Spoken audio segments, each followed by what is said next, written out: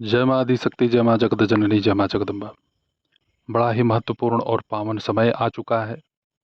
प्रत्येक शिष्यों को आज के दिन का बड़े ही बेसब्री से इंतज़ार रहता है।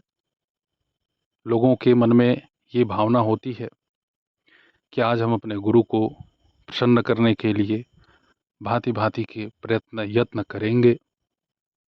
जिसकी जैसी परिस्थिति हो, जिसके पास जैसा समय हो, सामर्थ्यता हो, वो गुरु के प्रति उसी समर्पण के साथ सेवा में तत्पर रहता है। आज के परिवेश में हमें यह अवश्य जान लेना चाहिए कि हम गुरु किसे बनाएं, गुरु की पहचान इस कलिकाल में हम कैसे करें। हमारे शास्त्रों में अनेकों ऐसे आपको उदाहरण मिलेंगे जिसे आप सुनकर, पढ़कर, समझकर कुशल और योग्य गुरु ढूंढ सकते हैं। लेकिन आज के परिवेश में बड़े ही चालाक लोग भी गुरु बन गए हैं। गुरु एक ऐसे पद का नाम है जो 2-3 करोड़ लोगों में कोई एक बनता है, लेकिन यहाँ केवल अपना अपना निजी सामर्थ्य दिखा करके लोग गुरु बन रहे हैं। मार्गदर्शन मैं भी देता हूँ, इसका मतलब ये नहीं है कि जिसकी इच्छा हुई वो मुझे गुरु मान ले। ठीक है, उनका अपना निजी भाव है। मेरे अंदर यदि उन्हें सद्गुण दिखता है तो वह मुझे गुरु के रूप में स्वीकार कर रहे हैं। बहुत सारे ऐसे लोग हैं जो मेरे द्वारा दिए गए उपाय प्रयोग सहजता से करते हैं, निर्विघ्नता से करते हैं। कुछ लोग तो मेरे द्वारा बतलाए गए उपाय प्रयोग से दूसरों का कल्याण भी करते हैं। कुछ लोग खूब पैसा ले रहे हैं, कुछ लोग बिल्कुल पैसा नहीं लेते।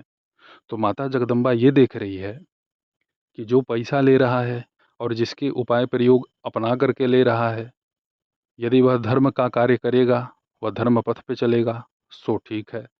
यदि वह अधर्म पथ को चुन लेता है, भाई बेवजह का बेबुनियादी धन इकट्ठा करेगा, अनुष्ठान के लिए धन भी ले लिया, अनुष्ठान भी नहीं किया, तो इसके लिए तो जगदम्बा उसको भयंकर दंड देंगे। हम ये समझे कैसे कि ये व्यक्ति हमारा गुरु है।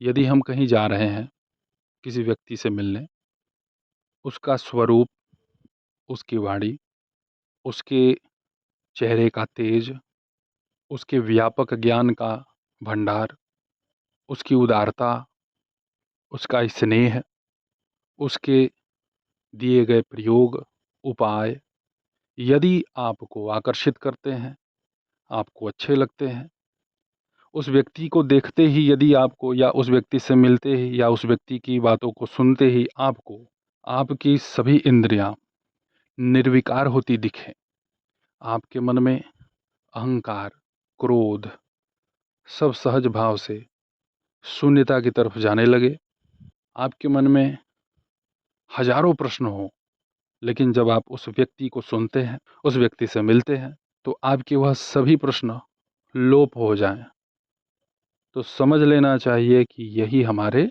गुरु हैं। यह गुरु का स्थान है। आज के परिवेश में गुरु को पहचानने का सबसे सहज जो ये प्रयोजन है, ये मैं आपको बतला दिया। गुरु को आप इस भांति पहचान सकते हैं। अब यह बात आती है कि दीक्षा प्राप्त करें कैसे। क्या ऑनलाइन दीक्षा उचित है या ऑफलाइन दीक्षा उचित है? यदि शिष्य की इच्छा है गुरु से मिल करके मंत्र दीक्षा लेना, तो ये सबसे उत्तम होता है। लेकिन किसी कारणवश, किसी परिस्थितिवश, जैसे गुरु का स्थान शिष्य के स्थान से बहुत ज़्यादा दूर है, अगर वह आकर के एक बार दीक्षा ले भी ले, गुरु यदि उसे किसी विशेष आयोजन पर बुलाना चाहें तत्काल, तो शिष्य को आते आते ही वह आयोजन ही खत्म हो जाएगा।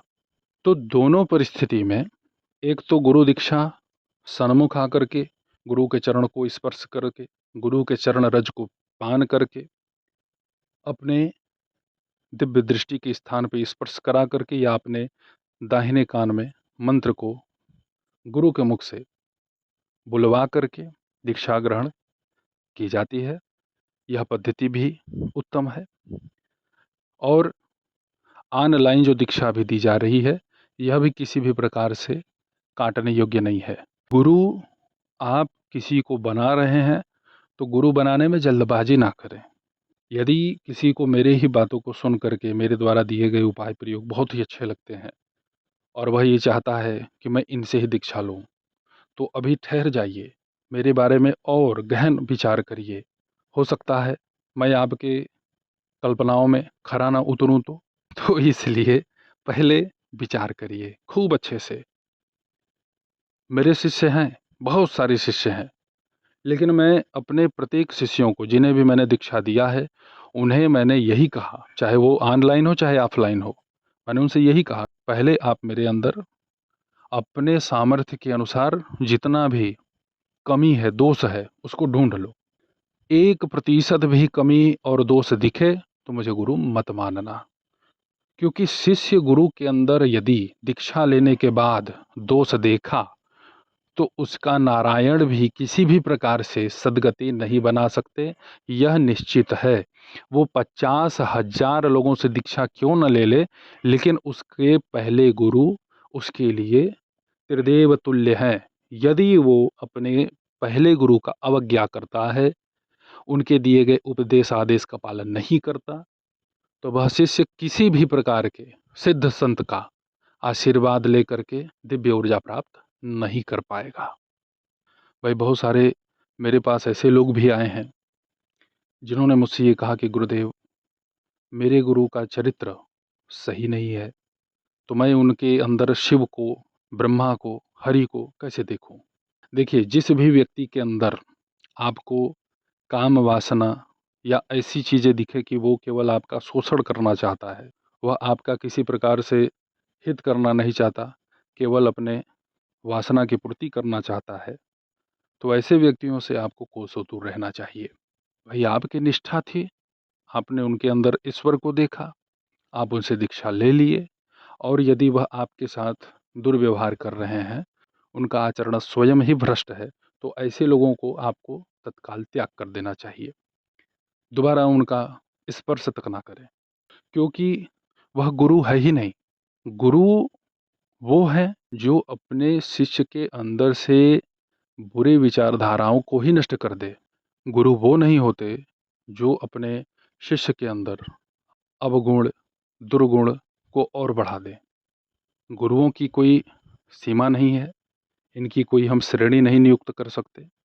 गुरु, महागुरु, परमेष्ठी गुरु, सद्गुरु, अब इनमें हम यदि भेद करना शुरू कर दें तो भेद की दृष्टि कहीं की नहीं छोड़ती। बस केवल हम विचारों में फंसे रह जाएंगे, गुण अवगुण देखते रह जाएंगे, समय व्यतीत हो जाएगा।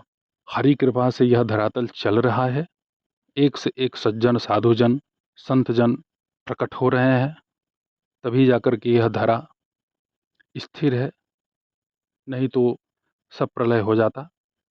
योग्य और कुशल गुरु की कृपा यदि आपके ऊपर हो जाए ना, मात्र केवल आशीर्वाद मिल जाए, तो हजारों काम जो रुके हैं, अटके हैं आपके, सहज ही पूरे हो जाएंगे।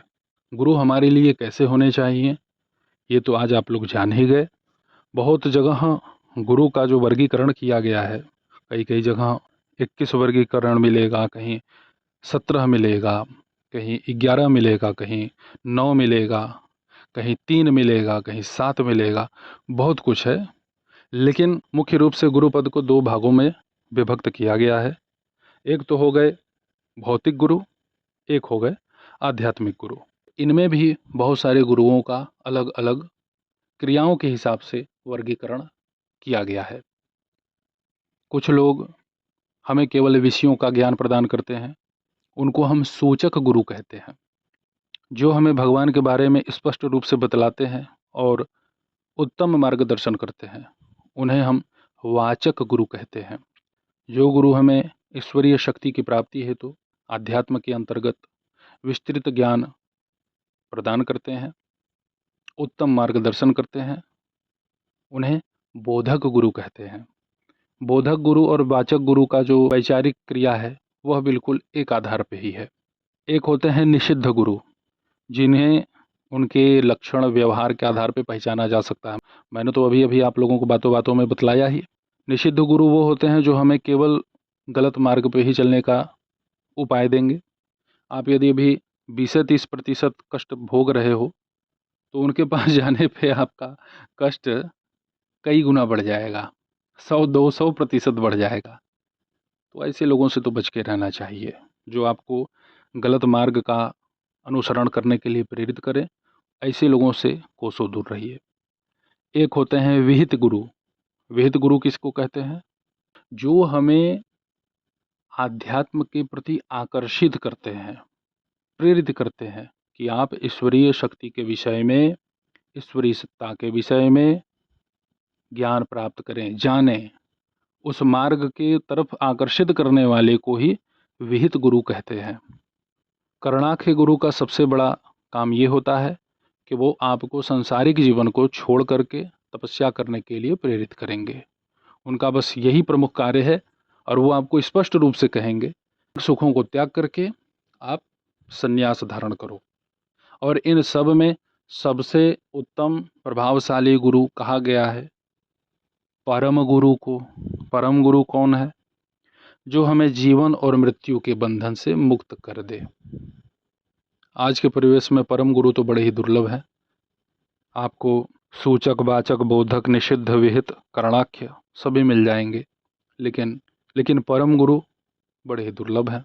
अब इसमें आप मुख्य रूप से ये भी समझ लीजिए कि गुरु हमें अंधकार से प्रकाश की ओर ले जाते हैं। सीधी बात है, जो हमें अज्ञान से दूर करे और ज्ञान की तरफ अग्रसित करे, वही है गुरु। लेकिन गुरु का भी जो अपना एक सामर्थ्य है, जैसे वह किसी को आवागमन के चक्र से मुक्त करने हेतु प्रेरित नहीं कर सकता, उसकी सामर्थ्यता उतनी नहीं है। गुरु से ऊपर आते हैं महागुरु।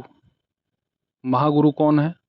गुरु और महागुरु में बहुत बड़ा कोई अंतर नहीं है, शब्दों का ही केवल भेद है। लेकिन महागुरु का पहचान ये है, जो आपको उत्तम व्यवहारिक जीवन जीने के लिए प्रेरित करे, जो आपको सत्य मार्ग पर चलने के लिए प्रेरित करे, वो महागुरु की पदवी धारण करता है। महागुरु से भी एक ऊपर पद आता है, और वो है परमेष्ठी गुरु का। परमेष्ठी गुरु को हम कैसे समझेंगे? कौन है परमेष्ठी गुरु? परमेष्ठी गुरु सीधे तौर पर जो हमारे गुरु हैं, उनके भी यह ज्ञानदाता होते हैं, जैसे उनके भी यह गुरु हैं। परमेष्ठी गुरुओं को हर प्रकार का ज्ञान होता है, चाहे वह नीति का हो, शास्त्र का हो, आध्यात्म का हो। हर विधाओं में ये निपुण होते हैं, और यह समाज में किसी न किसी प्रकार से एक उत्तम आध्यात्मिक पद प्राप्त करते हैं। और इनसे ऊपर आते हैं सद्गुरु। सद्गुरु के पास वो सामर्थ्य है जो इन तीनों सत्ता के पास नहीं है। सद्गुरु आपको जन्म और मरण के चक्र से मुक्त करने में पूर्णतया समर्थ हैं। सद्गुरु के ऊपर किसी भी प्रकार से माया का कोई प्रभाव नहीं होता। यह जितेंद्रिय होते हैं, इनके मन को कोई डिगा नहीं सकता। यह स्थिर चित्त होते हैं, इनके स्पर्श और दर्शन मात्र से ही दर्शनार्थी का भाग्योदय हो जाता है। उसका केवल शुभ ही शुभ होगा, मंगल ही मंगल होगा।